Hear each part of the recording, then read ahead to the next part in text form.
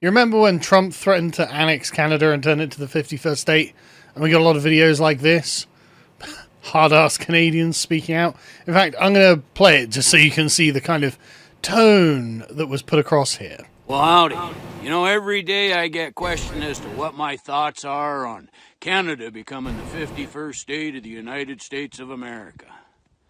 My kin were here before this country got started, and every fucking generation they've been here, they gave their blood, sweat, and fucking tears so that the generations coming after them could have a better place than they had.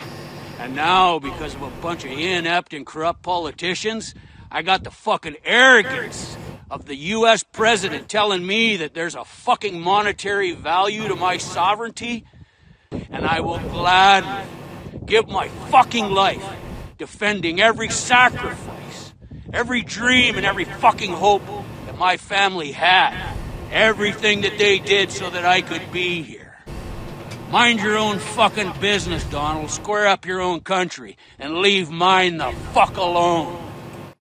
Yeah, that would be more impactful if Canada wasn't an insane libtard hellhole in which, most recently, they decided that several provinces have decided they're just going to ban you from being able to go into the woods. Because apparently they have forest fires in Canada and it's been rather dry, and they're like, oh, well, that means no one can go into the woods because otherwise they'll start a forest fire.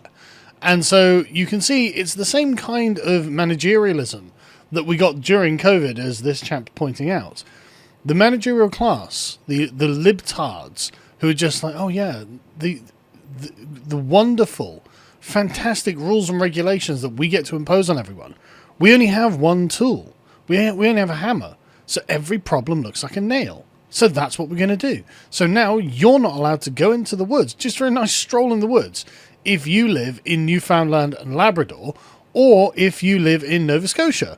And the fines for breaking this rule are incredible. $25,000? Are you mad? That seems a bit much, doesn't it? Hiking, camping and fishing, the use of ATVs in the woods may be off limits for several months. You can imagine, this is from adventure.com. You can imagine how happy they are about this. But yeah, so apparently front country camping and designated campgrounds are still permitted, but any hiking, camping, fishing, or the use of ATVs is banned on trail systems throughout the woods in provincial Crown land, including municipal parks. The ban is in place until October the 15th or until conditions change, and violators may be fined $25,000. Because the Premier of Newfoundland said he's losing sleep about more than 700 wildfires currently burning across the country. So, okay, Canada is massive, right? Wildfires are things that happen every year.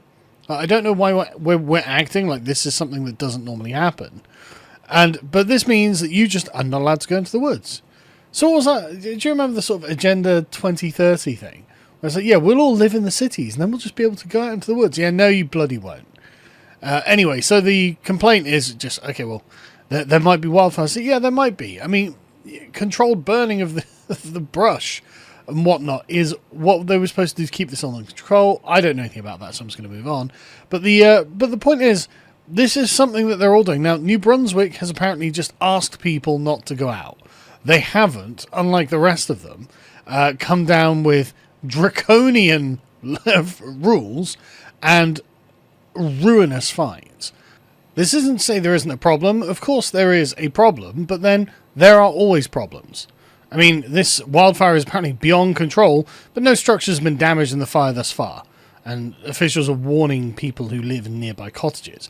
And then in other ones, I mean, don't get me wrong, not good, but they say, we're making good progress on the fire. We're almost the whole way around it with the hose line. It used to span 35 hectares, but now it's down to 22 hectares. They are getting it under control, right? It's not like they don't know what they're doing, because it's not like this is the first time this has ever happened. Wildfires are actually not a very unusual thing to happen in somewhere like the United States or North America. So it's not like this is massively unusual. And yet, unbelievably draconian actions are being taken. And so this is just one of those things where there are groups that are like, well, hang on a second. This is grossly disproportionate. And I think you're just doing it because you realise you could get away with it during the COVID lockdowns. I think that you realise, actually, we do have the power to shut down the entire civilization if we so choose, and so we can just arbitrarily say, no, stay out of the woods, or else. It's okay, well, that's kind of weird, isn't it? Is that... And the thing is, to tie this back to this, is that the freedom that this guy was talking about? Is that what was this guy actually... Every sacrifice and dream and hope, are these the dreams and hopes? You know, what on earth are you doing, Canada? And I say that as someone from Britain, where, don't get me wrong, we have absolutely draconian speech codes, but Canada has those very same speech codes, doesn't it? Let's be honest. I at least can still go for a walk in the woods. I mean, and I say that now, but it's literally inevitable that Keir Starmer's going to ban that tomorrow. Anyway, no, unsurprisingly, people are just memeing about this. So, my God, this is dystopian. Absolutely. I mean, it's... since COVID, you kind of knew this kind of thing was going to come about again, right? As in, you knew that these people would do something like this in the future. And I don't think this is where it ends either, just to be very, very clear. This is just the next thing that they've decided. All right, no, we've decided that we are the managers of all of Canadian society, and today we have decreed it that you're just not allowed to go into the woods. And so you won't go into the woods because we have decreed it. This is the way that these things go, and this is the way that these people think.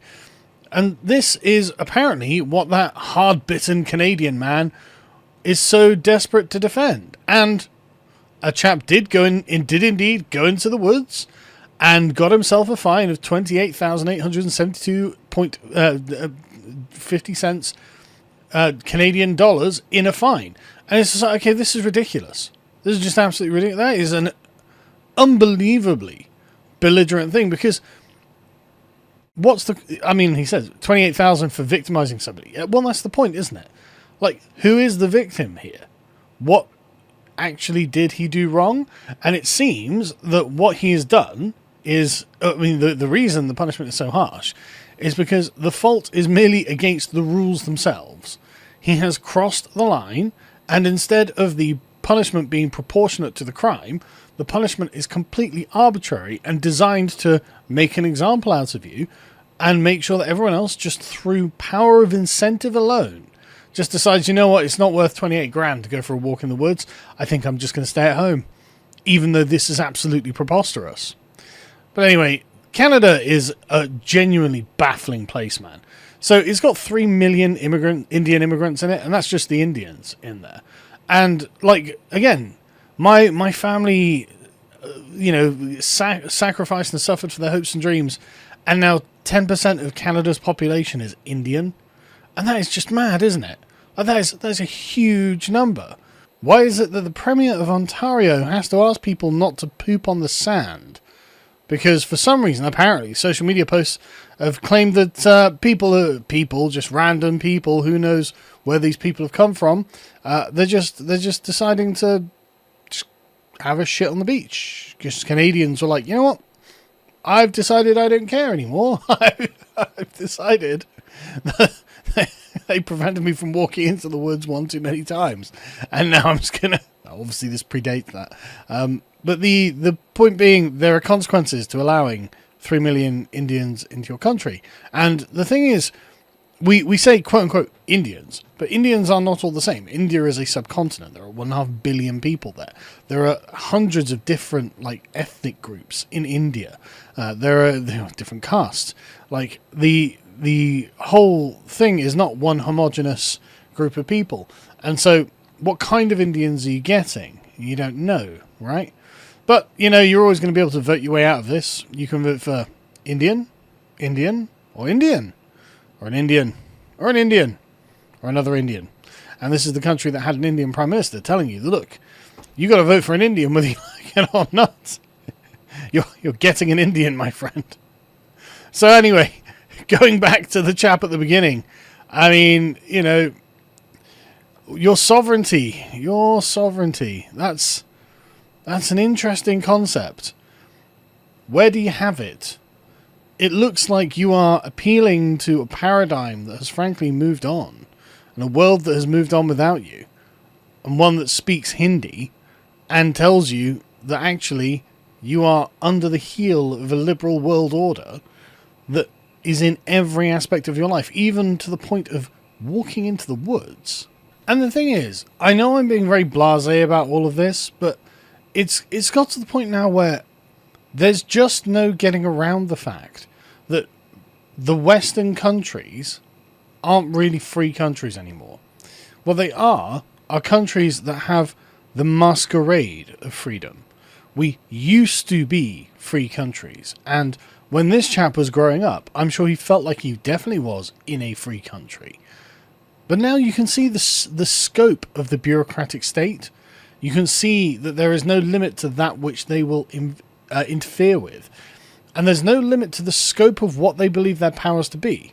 If they believe, oh yeah, no, actually, I have the authority to tell you you're not allowed to walk out of your house. You're not allowed to go into the woods. You're not allowed to be racist and therefore criticize mass immigration. You're not allowed to do this. You're not allowed to do that. They don't have any limits on the things they think they have authority to impose upon you. And so this guy talking about my sovereignty. So is Donald Trump really the threat to Canadian sovereignty? Are you saying that from the town or cabin that you live in because you're not allowed to leave it? Like, what are you talking about? I think the threat to your sovereignty is coming from your own central government, in the same way that it's coming from my central government and everyone else's central governments. Like, I don't know whether you noticed, like Ursula von der Leyen apparently put forward a bill the other day that allows them to arrest journalists if they feel like it. Who voted for Ursula von der Leyen? And the answer is nobody, because she wasn't elected. And if they want to get rid of her, they don't have an option to do that. And so they can just suck it up. And frankly, we're all just going to suck it up, aren't we? That's the thing. None of us are going to do anything about this. Like, we're just going to watch as the world becomes more and more tyrannical.